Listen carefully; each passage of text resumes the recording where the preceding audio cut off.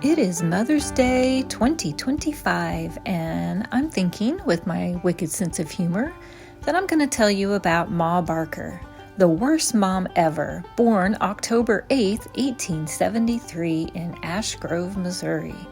She was the daughter of John and Emmeline Parker Clark.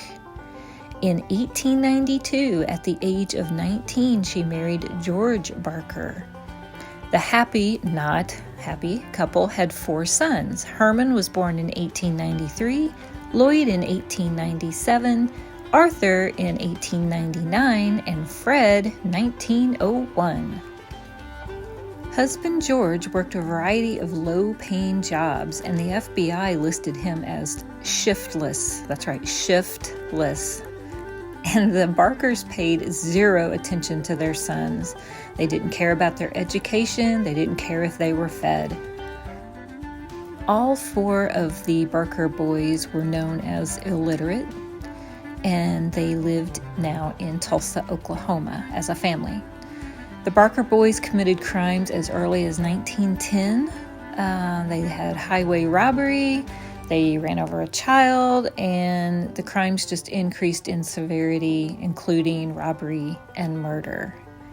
Son Herman died August 29, 1927, after a robbery and confrontation with police. He killed an officer and then killed himself to avoid prosecution. In 1928, Lloyd Barker was incarcerated in the federal penitentiary at Leavenworth, Kansas. Arthur Doc Barker was in the Oklahoma State Pen, and Fred was in the Kansas State Penitentiary. At some point in 1928, Arizona Donnie Clark Kate Barker either threw George out of the house or he left willingly after life became too intolerable with the family. Some say George gave up willingly and removed himself from the scene. From 1928 to 1930, Ma lived a miserable life of poverty in a dirt floor shack without a husband, while her sons were all in prison. Let's say she became a bit of a loose woman to the local men. Things improved for Ma when her son Fred was released in 1931. With a prison mate, he formed the Barker Karpis Gang. After a series of robberies, the men were forced to flee the area, and Ma went with them. They traveled the Midwest as wanted criminals, hiding in hotels and various hideouts. By 1933, most of the gang was back together, and they kidnapped 2 wealthy businessmen for ransom. One was for $100,000 and the other was for $200,000. And that's a lot of money back in those days. Back in the 30s, and we were in the Depression. Yes, lots of money. This rampage of robbery and murder went on until the arrest of Arthur on January 8th, 1935 in Chicago. In his pocket, of course, they found a map to a house in Ocklawaha, Florida. So the FBI was on the move. January 16, 1935, agents surrounded the house at 13250 East Highway C25. They were unaware the majority of the gang had left 3 days prior, but Fred and Ma were in the house. Ordered to surrender, Ma and Fred, of course, opened fire. It was an hours-long shootout, of course, drawing the attention of many locals who actually came to watch, and some even had picnics while this was going on. When gunfire from the house ceased, the FBI moved in. Both bodies were in the same room. Fred's was riddled with bullets, and Ma had a single shot to the head. She had a Tommy gun in her hands. However, some sources have said the gun was between both of the bodies. The bodies were put on display for the public.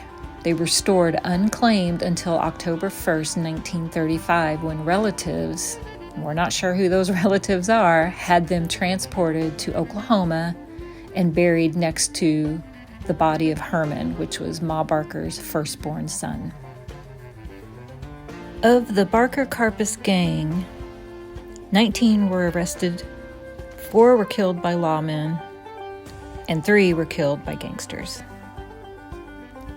To recap the boys, Herman, born 1893, took his own life August 29th, 1927. Ma's second son, Lloyd, was released from prison October 29th, 1938. He then joined the U.S. Army as a cook, was employed at a POW camp, funnily enough.